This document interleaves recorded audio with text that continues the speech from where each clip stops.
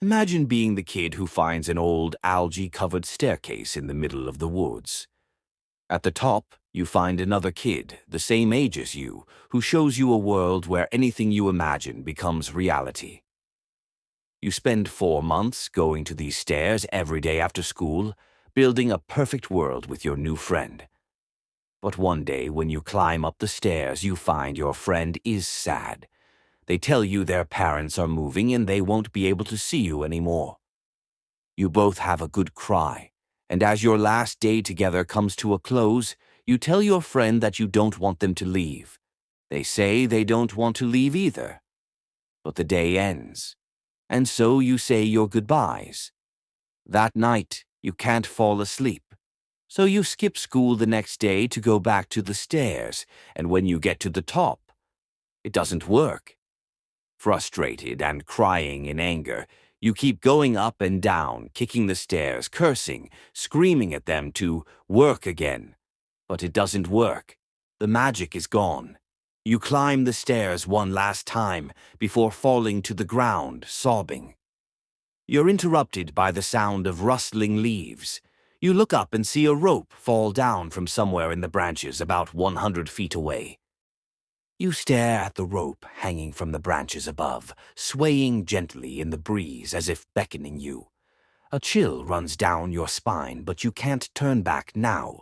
Without hesitation, you grab the rope, feeling its coarse fibers bite into your palms. Below the rope, a hole gapes like a mouth, swallowing all light. As you begin your descent, the world above fades. The further down you go, the more suffocating the darkness becomes. You hear nothing but the pounding of your heart, and the only sense of motion is the rough slide of the rope between your fingers.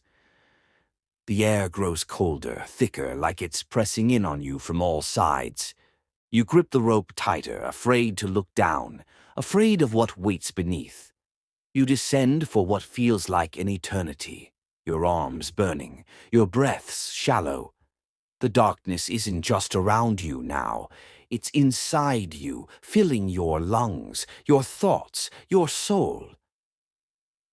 Suddenly, far below, there's a flicker, a glimmer of light impossibly distant, like a dying star at the edge of the abyss.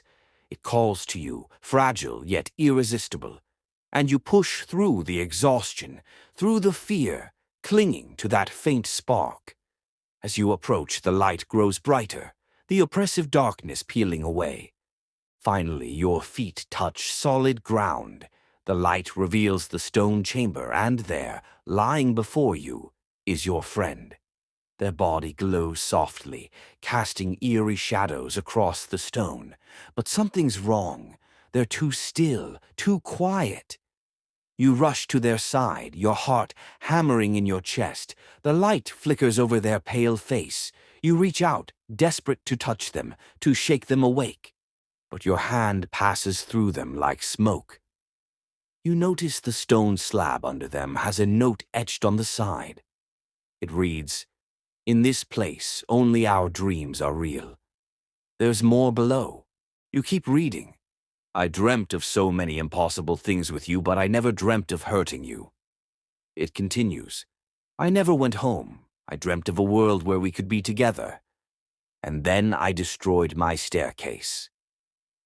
After spending some time taking that in, feeling everything from love to self-hatred, it was time to go home.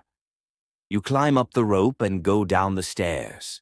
For a while, you climb the stairs every day, but when you get to the top, there's no magic, just the sound of leaves and a rope that drops from the trees. You continue to visit your friend every day like this. You share everything with them, tell them stories about your life, though they never reply. Years go by. You develop feelings for someone below the stairs, and you begin to visit less. More time passes. You leave your parents' house and live on your own, though you still climb the stairs every weekend. More time passes by. You're married now. You have a family. Your visits go from every day to every week, to once or twice a year. Your parents die, and a fight breaks out over their home and the land with the staircase. The other heirs want to sell the property and take the cash, so you sell your home and offer to buy them out. You can't afford the purchase price, so you make a deal to pay installments for a number of years to come. Your spouse is confused and angry. They ask you to explain, but you can't. How could you? This financial strain affects your marriage, causing you and your partner to drift apart over the following years. And so, you start climbing the stairs once again. Eventually, you're climbing them every day. Your partner asks angrily, "Where the hell do you go?" And rightfully so. But you cannot say. More time passes. Your kids are grown. No one else ever sees the stairs except for you. Your partner leaves you. You're living alone now. You continue to climb the stairs and tell your friend about it every day, but age has begun to take its toll. Every day it becomes harder and harder to scale the stairs, descend the rope, and climb back up to the surface. Your visits with your friend grow farther apart once again. You get weaker. More time passes. You're old now. You realize you don't have much time left. You've been climbing these stairs your whole life and you have nothing to show for it. You go down the rope and tell your friend that this is the last time, that your whole life has been a lie and you wasted it all on a dream that wasn't even real. You say goodbye and turn to grab the rope. But your hands, worn by time and regret, are too weak to hold it. You try again, but it's no use. The weight of your years pulls you down. You can't lift yourself anymore. You're too old now. You can't leave. The truth settles in like a heavy fog. You are trapped here at the end of all things. The life you spent climbing, seeking, has led you here to this moment of final defeat. Suddenly, a voice, soft and familiar, breaks the silence. Where have you been? You freeze. Slowly, you turn around. There, standing as if nothing has changed, is your friend. No longer bound by time, no longer lying on the stone. They're just there, whole, alive. The stone slab is gone, as though it had never been. "What do you mean?" you stammer, your voice trembling, eyes wide with disbelief.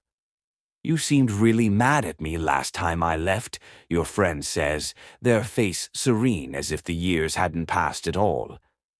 Words catch in your throat. The decades of absence, the loss, the yearning, none of it seems to touch them. "I know it was only yesterday," they continue, "but it feels like I've been waiting forever." "Yesterday," you say, incredulous. No, that was years ago. Look at me." You touch your face, expecting the familiar ridges of age, the weight of time. But no wrinkles. You blink, breath catching in your chest. You look down. Your hands, small again, the hands of a child. You stumble backward, panic rising like a tide, your legs shorter, your body trembling as the boundaries of reality unravel around you. What is happening?" you gasp, your voice cracking under the weight of confusion. "I was old. I had a family. I lived a whole life." Your friend tilts their head, amused, a smile playing on their lips. "You're weird," they say with a soft laugh. "No, you don't understand," you shout, anger rising. "I lived my whole life and I kept coming back to you." "I was old. This isn't real." Still laughing, your friend steps closer, their voice gentle but filled with a strange knowing. "Of course this isn't real, silly. It's our dream place. Did you really forget after just one day?" Just one day.